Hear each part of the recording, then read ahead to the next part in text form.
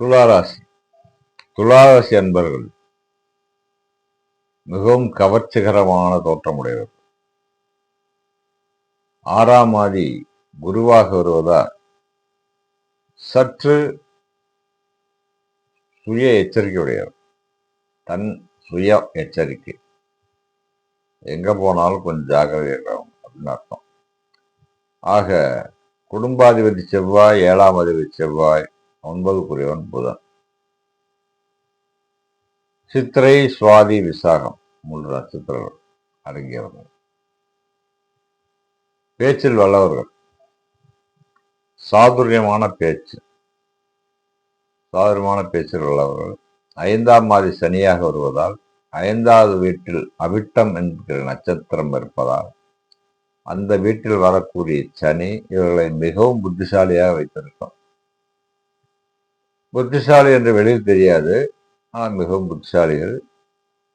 சுயகாரியபரன் இவர்களும் இப்படித்தான். தன்னுடைய காரியம் எப்படியோ அதை சாய்த்துக் கொள்ளும் வல்லவர்கள். பேச்சு திறமை உள்ளவர்கள். சமூக அந்தஸ்தில் உடையவர்கள். எப்படியாவது ஒரு நிலைக்கு வந்து விடுவார்கள். 40 வயது கடக்கும் போது சமூகத்தில் நல்ல அந்தஸ்து கிடைத்தவர். ஆக இந்த மாதிரி குணம் படைத்தவர்கள். நல்ல மனைவி, நல்ல மக்கள், அப்படி குடும்பம் நல்ல குடும்பமாக இருக்கும். நல்ல நண்பர்களை பெற்றவர்களாக இருப்பார்கள். புத்திசாலித்தனம் அதிகமாக இருக்கும். விவேகம் அதிகமாக இருக்கும். தொழில் என்று பார்த்தால் 10ஆம் ஆதி சந்திரனாக வருவதால் தினசரி வருமானம் எப்படி வர வேண்டும் என்று தெரிந்து வைத்திருப்பார்கள். அதற்குண்டான சூழலை அமைத்துக் கொள்வார்கள். யாரையும் ஏமாற்றுவதற்கு நினைக்க மாட்டார்கள்.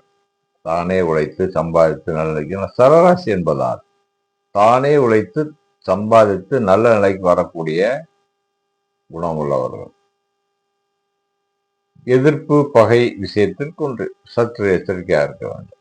மற்றபடி நல்ல ராசி, நல்ல அம்சம் உள்ளவர்கள், அழகான கண்கள் உள்ளவர்கள், சிரித்தால் வசீகரமான சிரிப்பு கொண்டவர்கள். குடும்பம், தனம், வாக்கு என்று சொல்லப்படக்கூடிய 2ஆம் ஆதி செவ்வாயாக வருவதாலும் 10ஆம் ஆதி சந்திரனாக இருப்பதாலும் 2 10க்குரிய கிரகங்கள் இணைந்து விட்டால் மிக சிறந்த வாழ்க்கை அமைப்பார் இருப்போம். 9 10க்குரிய புதனும் சந்திரனும் இணைந்து விட்டால் தர்மகர்மாதிபதி யோகம். ஆக விரையாதிபதி புதனாக இருப்பதால் சிந்தனை வளம் அதிகமாக இருக்கும். கற்பனை வளம் அதிகமாக இருக்கும். நடிப்பு, இசை, நாடகம் போன்ற துறையில் சிறந்து விளங்குவார்கள். சுக்கிரன் லக்னாதிபதியாக வருவதால், அஷ்டமாதிபதியாக ஒரே வருவதால் கடன் வாங்காமல் இருப்பது நன்று. கடன் வாங்கிவிட்டால் கடன் வளர்ந்து கொண்டே போகும். மனைவி விஷயத்தில் மனைவியை அனுசரித்து செல்பவர்கள் சிறந்த புத்திசாலி. குழந்தைகள் விஷயத்தில் குழந்தைகள் நன்றாக கவனித்துக் கொள்வார்கள். குழந்தைகளை நன்றாக கவனித்து குழந்தைகளும் பிற்காலத்தில் அவர்களை நன்றாக கவனித்துக் கொள்ளும். ஏனால் 5 10க்குரியவன் சனி சந்திரன். ஆக குழந்தைகளை நன்றாக வளர்த்து விடுவார்கள். குழந்தைகள் நன்றாக இருக்கும், புத்திசாலியாக இருக்கும், மடிவாளியாக இருக்கும். உலக புகழ் பெறக்கூடிய குழந்தைகளை பெற்றெடுப்பது இவர்களுக்கு இணை இவர்களே. ஆக இப்படி ஒரு அமைப்புள்ளவர்கள்.